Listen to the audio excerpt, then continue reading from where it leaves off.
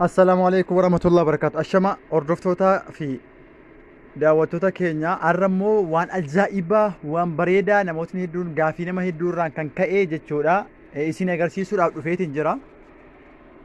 Viidiyoo kana baay'een keessan ni jaallattan hogguu xumurtan ilaaltanii akkuma dheengadda waa'ee effektii laayoonii sana isin agarsiisee har'a immoo waan isin fayyadaatiin isin agarsiisuu deema. Namootni baay'een akkaataa itti viidiyoo ofii irratti subscribe ishee jettu irra galfatanii fi akkasuma maqaa isaanii irratti barreessuu danda'anuu fi viidiyoo isaanii irratti galchuu danda'anii bifa kamiin ergatuu dandeenya jedhan. Anis waan kana isin agarsiisuuf hin deemaa. Har'aan booda viidiyoo kana laaltanii fixxaniin nama gaafatuu isin hin barbaachisu jechuudha. Suuta jedheen isin agarsiisaa. Namootni baay'een yeroo haasoftu hin jirtaa ni ariifattaa naan jedhani. Tole anis tasgabbaa'eetiin isin agarsiisuuf yaala. Yoommoo uumama kiyya ta'e waan hin godhu hin qabu. Aga tokko gartanii isin hubachiisuu fi nan tasgabbaawa. Jalqaba irratti warri yuutuubii kiyyaaf haarawaa taatanii yuutuubii kiyya isa kana jechuudha sabskraayibii naaf godha, laayikii illee godha jechuudha. Gamanumaan gara barnootaatti hin dabarraa. Barnootatti darbuudhaa fi yuutuubii keessatti jechuudha. Yuutuubii ni seentanii namoota yuutuubii keessa seentanii ishee sabskraayib jettu barreeffatuudhaa fi bakka kana seenee iddoo kanatti hubadha. Yookaan hubadha iddoo kanatti effect akkuma dheengaddan isiniin jedhee effect subscriber yuutuuberiidhaa fi waan isin fayyadu jechuudha. Amma kana keessaa tokko ni buufattanii laazim giriinii ta'uun dirqama jechuudha. Giriinii ta'uun isaa immoo dirqama jechuudha. An giriinii bareedduu isii yookaan immoo viidiyoo feesbuuk irratti yookaan liinkii isaa isiniif hin maxxansa koomentii irratti koomentiiraan argattan jechuudha.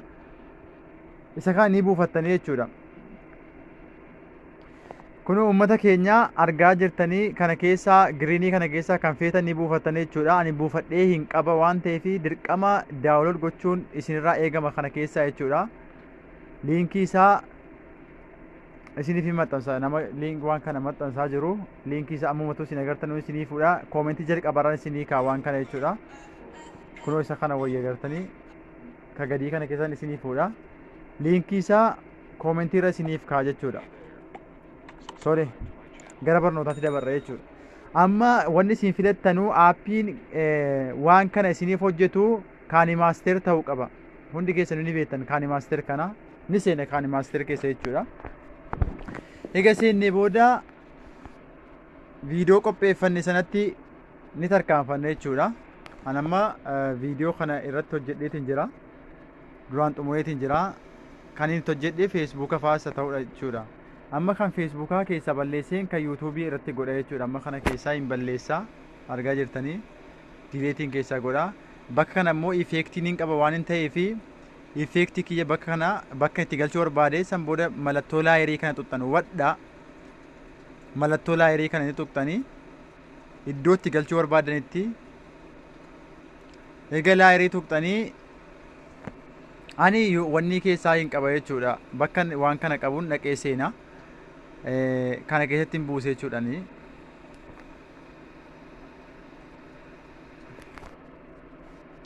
Tole kan yuutuubii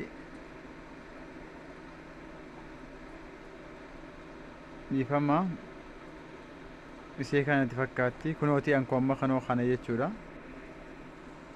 Kan koo amma isa kanaa fi isa kana keessatti amma kanatti fayyadama ok itti gootanii san booda waan kana ni guddifattan jechuudha.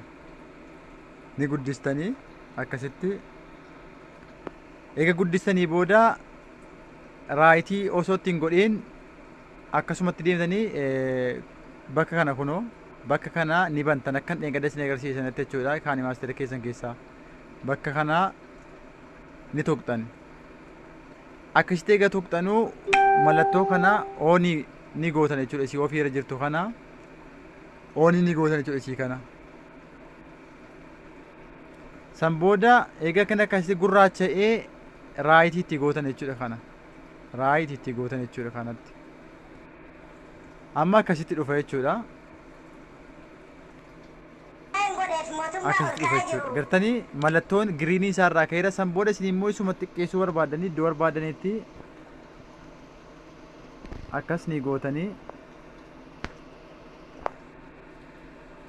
kun akkasitti dhaggeeffadha amma.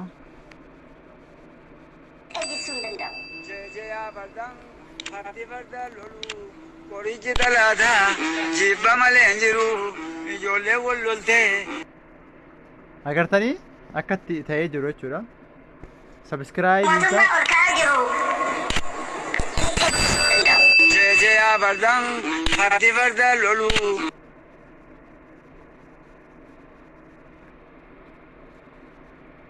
Kun amma laalaa jechuudha. Halal. Bifa kanaan maqaa YouTube keessaniitii fi subscribe keessan itti gochuun bifa salphaadhaan hin danda'ama jechuudha. Akkasuma bifa kanaanis immoo namootni na gaafatan jirtanii kanas effeektiidhuma buufatan jechuudha. Kan Facebook hogguu waan kana kan YouTube kanas jechuudha. Ni buufattanii kanas buufattanii bifuma kanaan itti barreessuu dandeessanii jechuudha. Maqaa YouTube keessaniitii maqaa Facebook keessanii akka barbaadanitti isiniif hojjetuu danda'a jechuudha. Kunoo akkuma argaa jirtanu iddoo kanatti maqaa duraan nin qaba. Maqaa kiyya deebisee irra kaadha kunas irraa. Khalas. Akkasitti itti hojjettanii karaa gabaabaadhaan viidiyoo keessan irratti hojjetuu dandeessan jechuudha. Hin mul'ata miti sirriitti. Faayilii kanaas akka feetanitti xiqqeessuu si barbaadanii zoomii sii gootanii akkaataa isin bareedutti jechuudha. Bifa kanaan dalagadhaan isin jedha. Assalamu alaikum warahmatullahi wabarakatuh. Kanuma barnoonni keenya.